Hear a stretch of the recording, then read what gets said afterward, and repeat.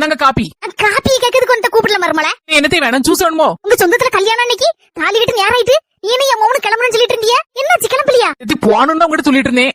உங்க மௌனுக்கு ஆபீஸ்ல ஏதோ முக்கியமான வேலை இருக்கான், அதான் நான் வரலட்டி நீ மட்டும் போயிட்டு வா அப்படின்னாரு.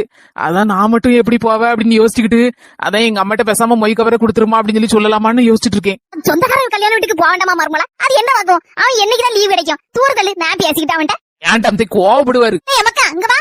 என்னமா மக்கா அவன் சொந்தக்கார கல்யாண வீட்டுக்கு போக வேண்டாமால? லீவு போட்டுட்டு பேசாம போயிட்டு வா. இவன் முக்கியமான வேலை இருக்குமா, நான் தான் சின்ன பண்ணிட்டு சொல்லிட்டேன். அவளை நான் போட்டான்னு சொல்லலையே, அவளை போயிட்டு வரணும் சொன்னேன். அவதான் போகலங்கா. இல்ல அவ சொக்கார வீட்டுக்கு நீ இல்லாம அவ மட்டும் தனியா கல்யாணத்துக்கு போனான்னு வச்சுக்கேன். கல்யாண வீட்டுல அவ்வளவு பேர் கூட சொந்தக்காரா இருப்பா. எல்லாரும் என்ன தெரியுமா நினைப்பா? என்னாச்சு இவ புருஷன் கூட வராம வந்திருக்கா? புருஷனுக்கு இவளுக்கு என்ன பிரச்சனை இருக்குமோ? ஏதாவது பிரச்சனை இருக்குமா இருக்கும் வீட்டுல. அதான் இவ ஒத்தையில வந்திருக்கா. இருந்தாலும் உன் பொண்டாட்டியை தனியா அனுப்பிக்கிறது நல்லா இல்ல. கூட சேர்ந்து போயா, அப்பதான் அவளுக்கும் பெருமை. போயிட்டு வரேன். சரி மருமலா பாத்து